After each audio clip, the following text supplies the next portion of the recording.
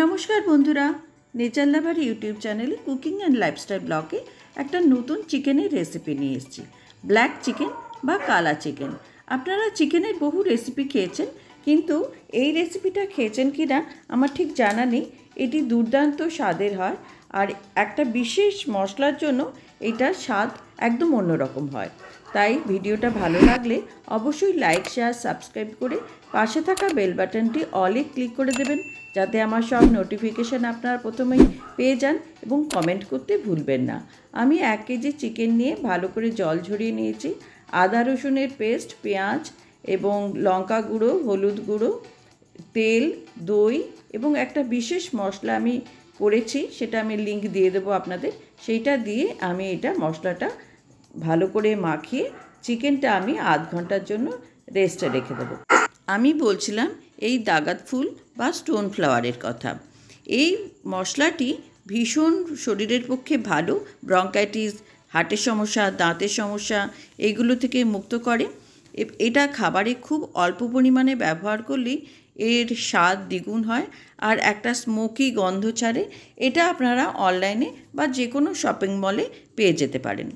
আমি কড়ার মধ্যে খুব অল্প পরিমাণে এই দাওয়াত ফুলটা দিয়ে এবারে গরম মশলাগুলো দিয়ে নিলাম।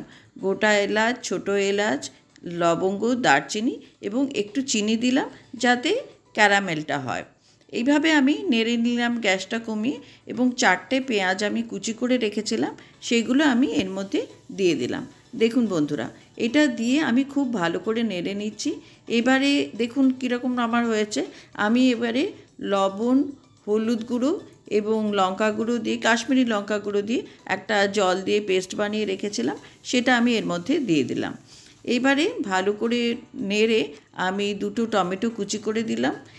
এবারে একটুখানি অল্প একটু লবণ দিয়ে দিলাম যাতে টমেটোটা এর মধ্যে ভালো করে মিশে যেতে পারে। দেখুন বন্ধুরা, এইভাবে আমি গ্যাসটা কমিয়ে কমিয়ে রান্না করলাম, এবং 4 চামচ রসুন বাটা এবং পেঁয়াজ বাটা আমি এর মধ্যে দিয়ে দিলাম। আমার মাংসটা যেহেতু অনেকটা পরিমাণে আছে, সেই জন্য আমার মশলাটাও একটু বেশি লেগেছে। এবারে মাংসগুলো আমি এর মধ্যে দিয়ে দিলাম। দেখুন বন্ধুরা, এরমভাবে মাংসটা দিয়ে আবার খুব ভালো করে নাড়ছি। আমি গ্যাসটা মিডিয়াম ফ্লেমেই রান্না করছি।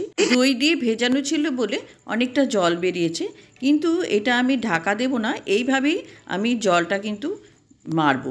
এইভাবে দেখুন এটা আমি কষছি। এটা আমার প্রায় কষতে কষতে 10 মিনিট সময় লেগেছে। এবারে অনেকটা জল কমে গেছে।